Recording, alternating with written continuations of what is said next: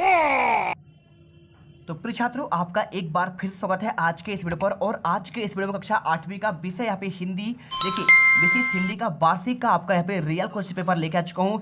आज आज अभी अभी हाँ। रहा नहीं जाता, तड़प ही ऐसी है ना। नहीं, सोके। पूरा पेपर मेरे पास आ चुका है। तो यदि आप हिंदी के पेपर में, आपका जो हिंदी का पेपर होगा यहाँ पे आपका 29 मार्च को होगा, तो 29 मार्च के हिंदी के पेपर का पूरा आपका पेपर और उसका सैल्यूशन आपका लेकर आ चुका हूँ। देखिए पूरा आंसर, क्वेश्चन और आंसर आपको इसी पेपर पर आपको लिखे हुए मिलेंगे। चैनल को सब्सक्राइब करो पहले, हाँ जल्दी करो। मुझे पता है कि आप लोग नहीं करते, वीडियो देखते हो लेकिन सब्सक्राइब नहीं करते। लाल कलर का बटन नहीं से दबाओ, जल्दी दबाओ, जल्दी दबाओ, फिर मैं शुरू करूँ। दबा दो, जल्दी दबा दिया, घंटी भी दबा देना, ठीक है।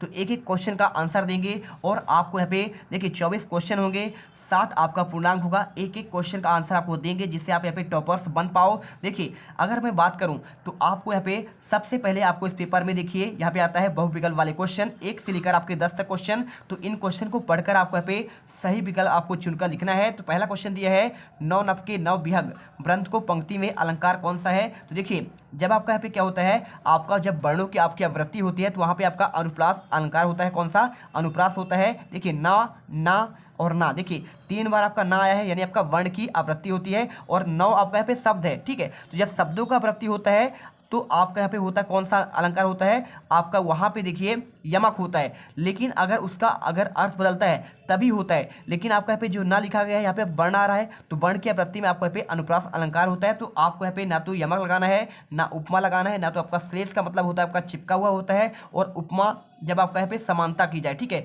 समानता यानी तुलना की जाए, तब आपका यहाँ पे उपमा होता है। और यमक में आपका यहाँ पे शब्द की आवृत्ति होते हैं, लेकिन हर शब्द का आपका यहाँ पे अलग अलग अर्थ होता है। और अनुप्रास का आपका यहाँ पे उदाहरण आंसर हो जाएगा। आपको एक का बा आंसर करना है। इसके बाद क्वेश्चन देखिए सेकंड, वर्दी कविता की रचयिता कौन है? सूर्यकांत त्रिपाठी निराला, जयशंकर प्रसाद, गिरधर, और या फिर आपका देखिए यहाँ पे महादेव वर्मा, ठीक है। तो अगर मैं इसके आंसर की बात करूं तो वर्दे आपका जो कविता है इसके रचयिता आपका सूर्यकांत त्रिपाठी निराला है, आप इसे कर लीजिएगा। इसके बाद क्वेश्चन तीसरा आता है, विहग वृंत का आशय क्या है। चलिए आपको यहाँ पे सारे इसके ऑप्शन दिखाते हैं और इसका आंसर करते हैं। तो आपके इसमें 4 ऑप्शन देखिए।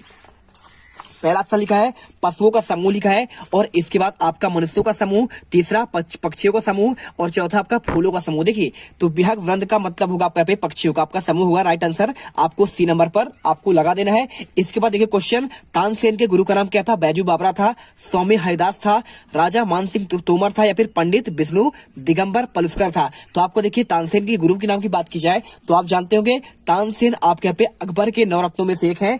और देखिए इनके गुरु का नाम था स्वामी आपका हरिदास, ठीक है। तो राइट आंसर आपको बी नंबर पर आपको लगाना है। इसके बाद देखिए क्वेश्चन आपको यहाँ पे आता है 5वां, अपराजिता शब्द में उपसर्ग कौन सा है? तो आपका यहाँ पे अपराजितम देखिए अपराजिता, तो इसमें शब्द की बात की जाए तो पराजिता है। और इसमें उपसर्ग कहाँ लगता है? उपसर्ग आपका हर एक शब्द के आपके प्रारंभ में लगता है। तो प्रारंभ में से देखिए आपका यहाँ पे आ लगा हुआ है, यानी अधन पराजिता आपका उपसर्ग हो जाएगा। आपका यहाँ पे क्या हो जाएगा? आपका इसमें आपका यहाँ पे उपसर्ग हो जाएगा। अगर इसमें पूछता प्रत्यय तो आपका देखिए अंतिम में ता लिखा है ना, तो अपराजित धन आपका आ, तो आपका इसमें आ होता। लेकिन देखिए बात कर रहा है आपका यहाँ पे उपसर्ग की, तो आपका पे आंसर आ कर देना है। इसके बाद देखिए क्वेश्चन आपका यहाँ पे देखिए इसमें आ प्रत्यय और उपसर्ग आपका दोनों आपका आ ही होगा, ठीक है। और इसके बाद देखिए विकलांगता में शब्द में प्रत्यय क्या है? देखिए विकलांग है ना, तो विकलांग धन आपका ता, तो यानी आपका इसमें आंसर क्या होगा? आपका प्रत्यय क्या लगता है? हर एक शब्द के अंत में लगता है,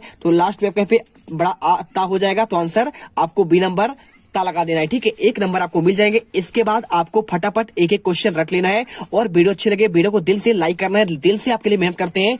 ये पेपर बहुत तेजी से आपका वायरल हो रहा है और ये क्वेश्चन पेपर कल आपको देखने को मिलेगा, ठीक है। क्वेश्चन देखिए 7वां, तुलसीदास की भक्ति भावना निम्नलिखित में किस भाव की थी? सखा भाव का, दास भाव का, मित्र भाव का, या फिर आपका गुरु भाव का? तो आपका आंसर हो जाएगा आपको यहाँ पे दास भाव, ठीक है। आप ना तो सखा भाव का, ना तो आपका मित्र भाव, और ना ही आपका यहाँ पे गुरु भाव होगा, ठीक है। चलिए इसके बाद क्वेश्चन देखिए आपको 8वां, क्या लिखा है इसमें? ब्रजभूमि में किस झाड़ियों का आपका यहाँ पे कुंज अधिक मिलती है? तो आपका बात कर रहा है श्री कृष्ण जब यहाँ पे ब्रज पे रहते थे तो वहां पे झाड़ियों में किसका आपका वृक्ष मिलते थे? तो आम का, या फिर जामुन का, नीम का, करील का, ठीक है। तो इसे देखेंगे तो आपका राइट आंसर आपका यहाँ पे डी नंबर आपका करील हो जाएगा, है ना। यानी करील लेने का होता है आपका बांस का सबसे ज्यादा पेड़ वहां मिलते थे। और क्वेश्चन देखिए आपका नवाब, सतपुड़ा का जंगल कहाँ स्थित है? उत्तर प्रदेश में, आंध्र प्रदेश में, या फिर आपका देखिए यहाँ पे आपका तीसरा पेज, यहाँ पे मध्य प्रदेश में या फिर आपका बिहार में। तो आपकी राइट आंसर की बात करें तो आपको इसमें आंसर देखिए आपका सी नंबर, मध्य प्रदेश में आपका यहाँ पे धुआंधार, जबलपुर में आपका यहाँ पे देखिए सॉरी आपका यहाँ पे बात कर रहा है किसी सतपुड़ा का जंगल की बात कर रहा है। तो सतपुड़ा आपका यहाँ पे मध्य प्रदेश के आपके कहाँ पे है, होशंगाबाद में है। ठीक है, आपने सुना होगा सतपुड़ा के घने जंगल ऊँघते अनमने जंगल। तो आपका यहाँ पे भवानी प्रसाद मिश्र का एक रचना है। और क्वेश्चन देखिए 10वां, धुआंधार प्रपात किस नदी के जल के गिरने से बनता है। तो देखिए आपका जो धुआंधार होता है ना, तो क्या आपका यहाँ पे कहाँ बनता है, नर्मदा पर, गंगा पर, या फिर यमुना, या फिर आपका ताप्ती।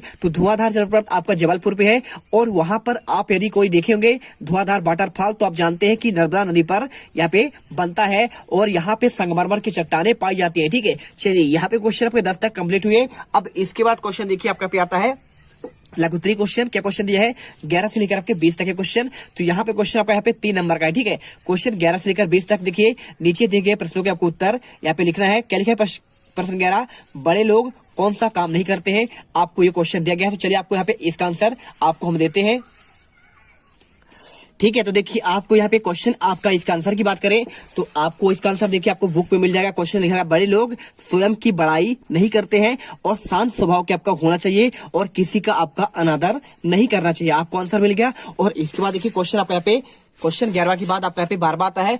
12वां क्वेश्चन क्या लिखा है, कोई व्यक्ति कब आपका पछताता है। ये क्वेश्चन आपका 12 नंबर का देखिए आपका यहाँ पे 3 नंबर का। तो आपको इसका आंसर देखिए आपको क्या लिखना है, देखिए प्रश्न देखिए लिखा है, कोई व्यक्ति आपका कब पछताता है। तो आपको यहाँ पे 3 नंबर का आंसर में आपको लिखना है, जब आपका समय बीत जाता है तो व्यक्ति क्या कहते हैं, पछताते हैं और उनका बनने वाला काम भी क्या होता है, बिगड़ जाता है। सिंपल सी बात है, कब पछताओगे, जब आपका यहाँ पे समय बीत जाएगा तो आप यहाँ पे आपके पास मात्र आपके पछतावे के सिवा आपके पास कुछ नहीं रह जाएगा।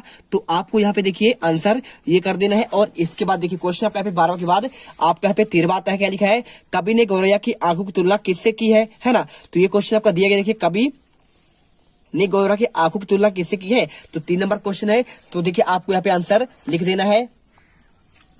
ये देखिए आपका मिल जाएगा पुस्तक में, कवि ने गौरैया की तुलना किससे की है। आंसर, कवि ने गौरैया की आंखों की तुलना नीलम से की है। किससे की है, आपका नीलम से आपका की है। इसके बाद देखिए क्वेश्चन आपका दिया गया है, क्वेश्चन आपका यहाँ पे 13 हो गया। और चलते हैं इसके बाद आपका अगला क्वेश्चन। अब यहाँ पर देखिए आपने 13 तक के आंसर देख लिया है। अब आपका यहाँ पे सबसे आपका इंपॉर्टेंट क्वेश्चन आपका आता है। देखिए क्वेश्चन आपका 20 में। ठीक है, क्वेश्चन 20 में आपका यहाँ पे लिखा गया रस क्या है और आपका प्रत्येक रस के आपका स्थायी भाव आपको लिखना है।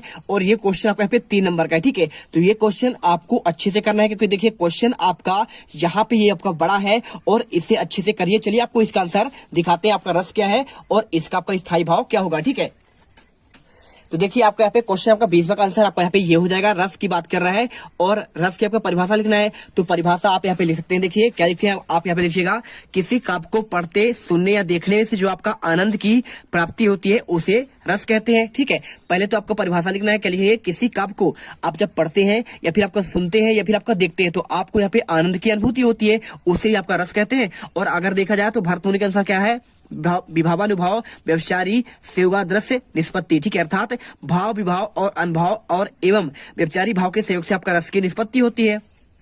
और भाव क्या है, देखिए भाव आनंद है। मानव मन आनंद का सागर है। भाव मन की वह स्थिति है जिसे किसी विशेष वस्तु या फिर व्यक्ति को प्रति आप किसी विशेष दशा में होती है। और स्थायी भाव क्या होता है, मन में चिरकाल में स्थित होते हैं और उसी उचित समय आने पर उत्पन्न होते हैं। जितने रस है उतने ही आपके स्थायी भाव होते हैं। ठीक है, तो 10 रस है और 10 स्थायी भाव है। विभाव क्या होता है, स्थायी भाव के कारण को आपका विभाव कहते हैं और स्थायी भाव को जागृत उद्दीप्त करने वाले आपके होते हैं। तो आपको ये क्वेश्चन अच्छे से याद करना है। संचारी भाव क्या होता है, स्थायी भाव को पुष्ट और पोषित करने वाले को आपको संचारी भाव कहते हैं और इनकी स्थिति पानी के बुलबुलों के समान होता है और इनकी संख्या आपके 33 होती है। ठीक है, और इसके बाद बात करें अनुभव की, तो आश्रय की चेष्टाएं या फिर आपका जो हाव भाव होता है उसे कहते हैं अनुभव कहते हैं और इनके भाव का अनुभव होता है। देखिए, और क्वेश्चन आपको यहाँ पे 20वां देखिए। अब बात कर रहा है रस कौन कौन से है और इसके आपके स्थायी भाव। देखिए पहला आपका रस होता है श्रृंगार। श्रृंगार का स्थायी भाव होता है आपका यहाँ पे रति होता है। और हास का देखिए यहाँ पे आपका हास होता है, यानी आपका हासी होता है। ठीक, आप यहाँ पे हासी भी कर सकते हैं। इसके बाद देखिए क्वेश्चन आपका करुण, तो करुण का आपका यहाँ पे शोक होता है और रौद्र का होता है आपका क्रोध होगा और विभत्स का स्थायी भाव आपका जुगुप्सा होगा और भयानक का देखिए क्या हो जाएगा आपका यहाँ पे भय और अद्भुत का यहाँ पे आपका हो जाएगा आश्चर्य या फिर आपका विस्मय होगा और वीर का हो जाएगा उत्साह हो जाता है ना। और इसके बाद शांत का हो जाएगा आपका निर्वेद और वात्सल्य का हो जाएगा आपका यहाँ पे बत्सा या फिर पुत्र शिष्य प्रेम। आपको यहाँ पे आंसर 20 का दे दिए हैं। अब इसके बाद देखिए क्वेश्चन आपका यहाँ पे देर उतनी बचा हुआ है ना। देखिए आपको यहाँ पे प्रधानाध्यापक को अवकाश के लिए 2 दिन का आवेदन पत्र दिया है और साथ में आपको यहाँ पे निबंध की बात कर रहा है। तो इनके आंसर आपको अगले पार्ट 2 में जितने क्वेश्चन के आंसर आपके बचे हैं तो उनके आंसर सबसे पहले आपको यहाँ पे फटाफट मिल जाएगा। तो जो भी छात्र यहाँ पर पहली बार विजिट कर रहे हैं, वीडियो को सबसे पहले लाइक कर दीजिए, चैनल को सब्सक्राइब कर दीजिए, क्योंकि आप इसी वीडियो से आप यहाँ पे टॉपर बन के निकलोगे। मिलते हैं नेक्स्ट वीडियो पर। जय हिंद, जय भारत। दिल से वीडियो लाइक करिए और दिल से चैनल को सब्सक्राइब कर लीजिए, जिससे आने वाले हर एक वीडियो का रियल पेपर आपको मिल सके। अब तुम लोग गलती से अगर नए हो तो सब्सक्राइब करो, वो जो लाल वाला बटन है उस पे अपने जीजा जी फेंक के मारो या फूफा जी, मुझे नहीं पता, बस क्लिक हो जाना चाहिए। अब मैं भी जा रहा हूं, मुझे मुठिया पेलने जाना है। बाय।